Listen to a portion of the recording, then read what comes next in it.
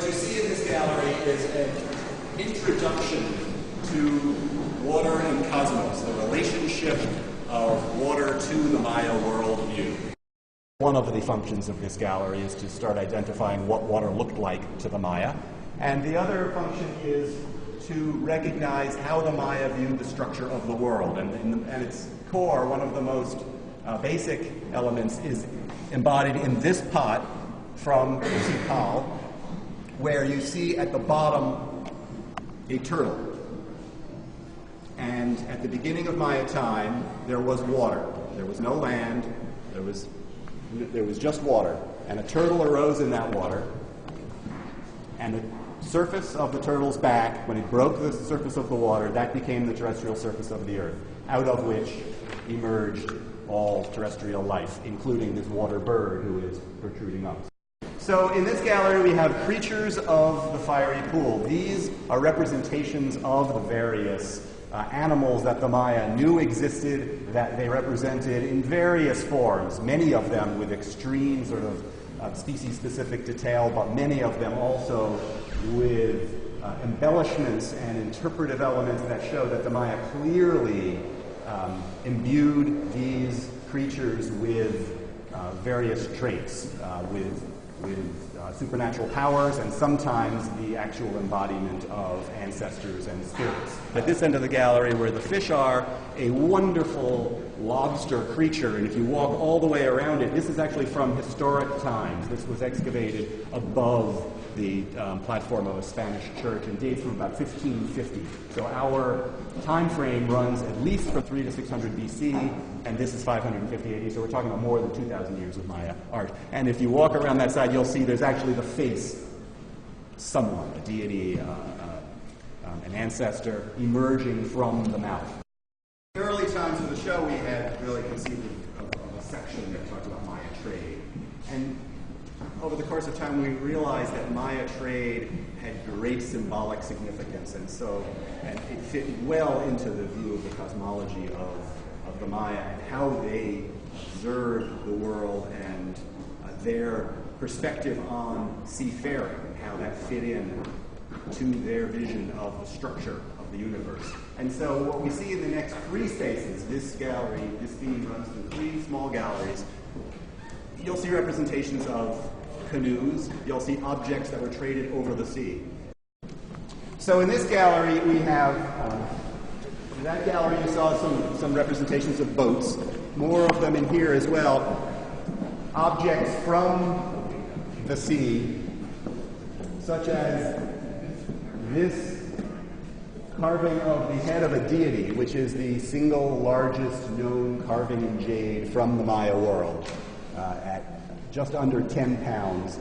It was found at the site of Altun Ha in Belize, very close to the coast, an area that would have been related to the trade in jade, because jade would have come up from Guatemala and the Central American coast and brought up the east coast of Yucatan and into the rivers and brought into the Maya cities by a canoe in that fashion.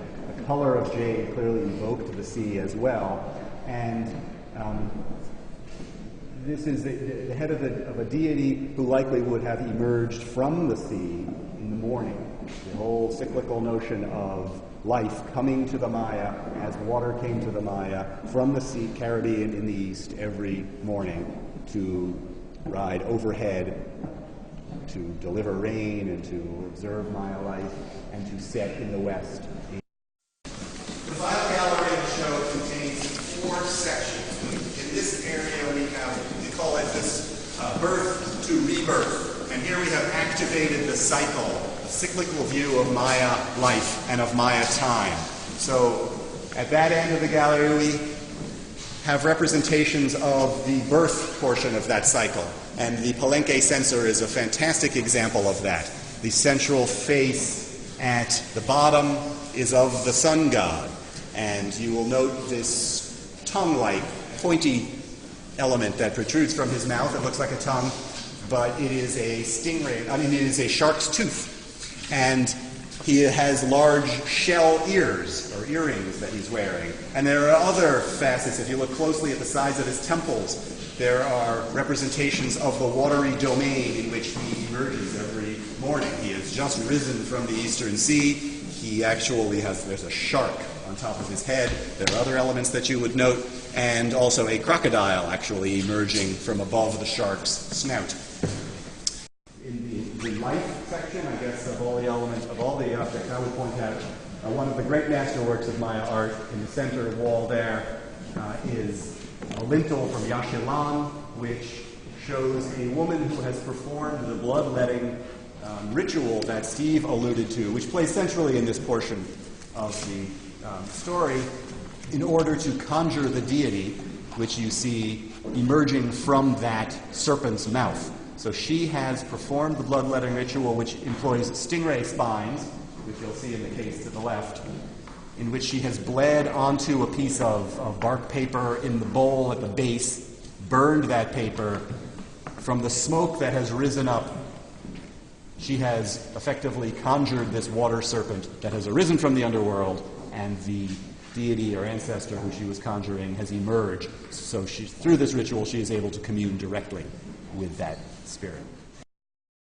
And so from the life portion, this is feeding the ancestors. This is the daily ritual that ensures these cycles. The next phase of the cycle is death.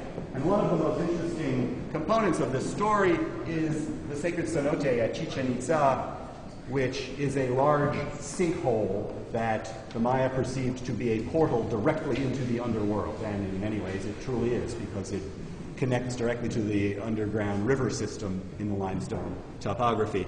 And the Maya, for quite a long time, venerated their underworld deities by making sacrifices into that hole. And that was sacrifices of people, but it was also objects of great value, important power that were thrown into that hole. And so things that have come out of the cenote are of great interest and significance. There was a gold disc that we walked by. I didn't talk about, but we'd be happy to a little later on. We have these gold eye goggles and mouthpiece that must have come off of a shield or a leather or wooden fabric piece. You may have addressed this, both of you, before, but how did you know about these, and how did you find them? Are these just kind of, I mean, obviously there are some that are masterworks and people have seen them and know about them, but how did you find this stuff? Connections. We monitor closely what's coming out of the ground, and even if objects have not been fully published, we are aware of what has been usually discovered.